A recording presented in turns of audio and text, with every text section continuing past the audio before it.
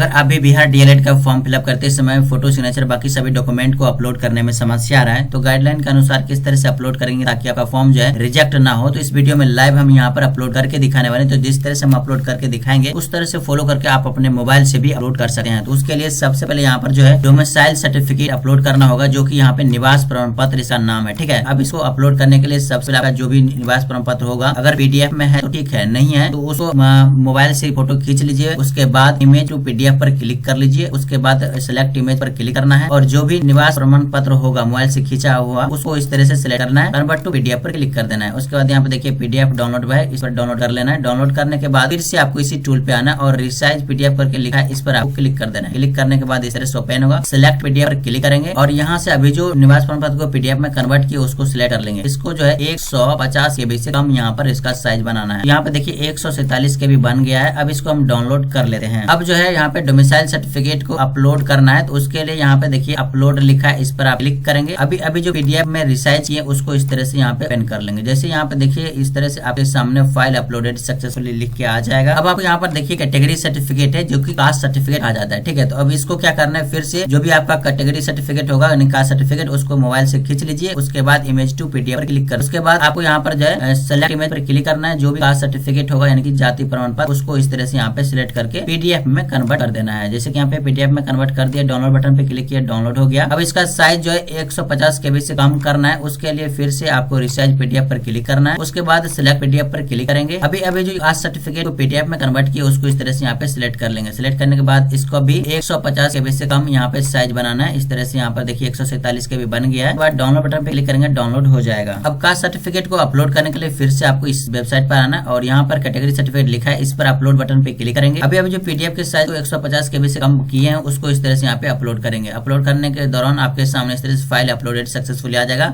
View button पे click करके आप अपना पीडीएफ को देख सकते हैं कि कितना एचडी क्वालिटी में अपलोड हुआ है। अब यहाँ पर मार्कशीट अपलोड करने के लिए कह रहा है तो यहाँ पर देख सकते हैं 10th का मार्कशीट यहाँ पर अपलोड करना है। तो इसमें गाइडलाइन क्या कहा गया है, तो गाइडलाइन में यहाँ पर जाइएगा, देखिए लिखा है कि मैट्रिक का प्रमाण पत्र यानी कि सर्टिफिकेट, उसके बाद मार्कशीट, ये दोनों जो है आपको यहाँ पर एक साथ अपलोड करना है। उसके लिए क्या करेंगे, तो सबसे पहले आप यहाँ पर आ जाएंगे और यहाँ पर आपको जो है इमेज टू पीडीएफ पर क्लिक कर देना है। जैसे क्लिक कीजिएगा तो आपके सामने इस तरह से ओपन होगा। सिलेक्ट इमेज पर क्लिक करेंगे तो जो भी आपका 10th का सर्टिफिकेट होगा और मार्कशीट होगा दोनों को एक साथ सेलेक्ट कर लेना है। सिलेक्ट करने के बाद आपके सामने इस तरह से दोनों को यहाँ पर प्रीव्यू दिखा देगा इस तरह से। उसके बाद कन्वर्ट पीडीएफ पर क्लिक कर देंगे। क्लिक करने के बाद आपके सामने पीडीएफ में कन्वर्ट होगा। डाउनलोड बटन पे क्लिक करेंगे, डाउनलोड हो जाएगा। अब इसका साइज 150 KB से कम करना है। उसके लिए फिर से इसी टूल पे आना है और ये पीडीएफ पर क्लिक करेंगे और फिर आपको यहाँ पे सिलेक्ट पीडीएफ पर क्लिक कर देना है। अभी जो 10th के मार्कशीट और सर्टिफिकेट को पीडीएफ में कन्वर्ट किए उसको इस तरह से यहाँ पे सिलेक्ट कर लेना है। सिलेक्ट करने के बाद इसको 150 KB यहाँ पर से कम करना है। उसके लिए यहाँ पे देख सकते हैं 300 KB है, यहाँ पर देख सकते हैं 145 KB बनाकर दे दिया है। अब डाउनलोड बटन पर क्लिक कर देना है तो ये डाउनलोड हो जाएगा। अब 10th के मार्कशीट और सर्टिफिकेट को अपलोड करने के लिए फिर से यहाँ पे आएंगे और यहाँ पे देखिए अपलोड लिखा है, अपलोड बटन पे क्लिक करेंगे। अभी जो 10th के मार्कशीट को पीडीएफ में कन्वर्ट करके उसका साइज 150 KB से कम बनाए उसको इस तरह से यहाँ पे सिलेक्ट कर लेंगे। सिलेक्ट करने के बाद इस तरह से अपलोडिंग प्रोसेस स्टार्ट होगा और यहाँ पे देखिए फाइल अपलोडेड सक्सेसफुली लिख के आ जाएगा। अब आपको सेम स्टेप फॉलो करके इंटरमीडिएट अभी यहाँ पर आपको 12th का मार्कशीट और सर्टिफिकेट अपलोड करना है। उसके लिए फिर से आप अपने मोबाइल 12th का मार्कशीट और सर्टिफिकेट को फोटो खींच लेना है। उसको पीडीएफ में यहाँ पर कन्वर्ट करने के लिए इमेज पीडीएफ पर क्लिक कर देना है। उसके बाद सिलेक्ट इमेज पर क्लिक करना है। जो भी मोबाइल से फोटो खींचा हुआ होगा 10th का 12th मार्कशीट और सर्टिफिकेट उसको एक साथ दोनों को सिलेक्ट करके पीडीएफ में कन्वर्ट करने के लिए इस तरह से सिलेक्ट करेंगे, कन्वर्ट टू पीडीएफ पर क्लिक कर देना है। पीडीएफ में इस तरह से कन्वर्ट हो जाएगा। डाउनलोड बटन पे क्लिक करेंगे, डाउनलोड हो जाएगा। अब इसका साइज जो है 150 KB से कम करना है। उसके लिए फिर से इसी टूल पे आना है, रिसाइज पीडीएफ पर क्लिक करना है। सिलेक्ट पीडीएफ पर क्लिक करेंगे और अभी जो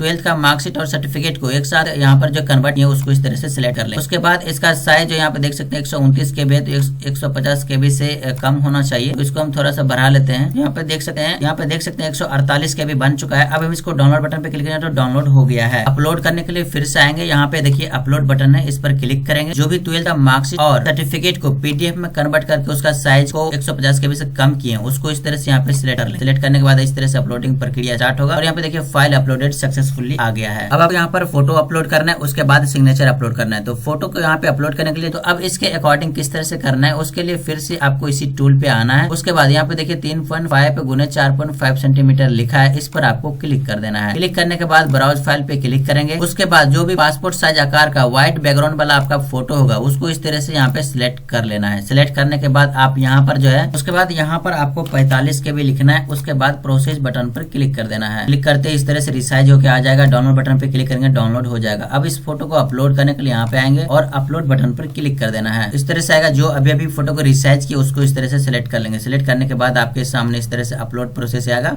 यहाँ पे देखिए फाइल अपलोडेड सक्सेसफुली आ गया है। अब आपको सिग्नेचर अपलोड करने के लिए सिग्नेचर का जो गाइडलाइन है यहाँ पर साफ साफ कहा गया कि सिग्नेचर का जो व्हाइट बैकग्राउंड पे होना चाहिए और यहाँ पे 10 से 50 KB के बीच होना चाहिए। तो इसके लिए फिर से आपको इसी टूल पे आना है। देखिए आपके सामने जो है रिसाइज सिग्नेचर करके एक ऑप्शन मिलेगा, इस पर आपको क्लिक करना है। उसके बाद ब्राउज फाइल पे क्लिक करना है। तो जो भी आपका व्हाइट पेपर पर ब्लैक इंक से सिग्नेचर किया हुआ होगा उसको इस तरह से सिलेक्ट कर लेंगे। सिलेक्ट करने के बाद आपको यहाँ पर जो है 20 KB लिखना है। उसके बाद रिसाइज सिग्नेचर पे क्लिक कर देना है। इस तरह से सिग्नेचर रिसाइज होकर आ जाएगा। डाउनलोड बटन पे क्लिक करेंगे, डाउनलोड हो जाएगा। अब आपको सिग्नेचर अपलोड करने के लिए अपलोड बटन पे क्लिक करेंगे। अभी जो सिग्नेचर को रिसाइज की उसको इस तरह से सिलेक्ट कर लेंगे। सिलेक्ट करने के बाद आपके सामने इस तरह से अपलोडिंग प्रक्रिया होगा और फाइल अपलोडेड सक्सेसफुली तो इस तरह से गाइडलाइन के अनुसार फोटो, सिग्नेचर, बाकी सभी डॉक्यूमेंट को अपलोड कर सकते हैं। आने वाला अपडेट के लिए हमारे चैनल को सब्सक्राइब करना ना भूलें। इस टूल का लिंक जो हम डिस्क्रिप्शन बॉक्स में दे दिए हैं, फास्ट में आइए और इसको यूज करके आसानी से फोटो, सिग्नेचर, बाकी डॉक्यूमेंट को अपलोड करें।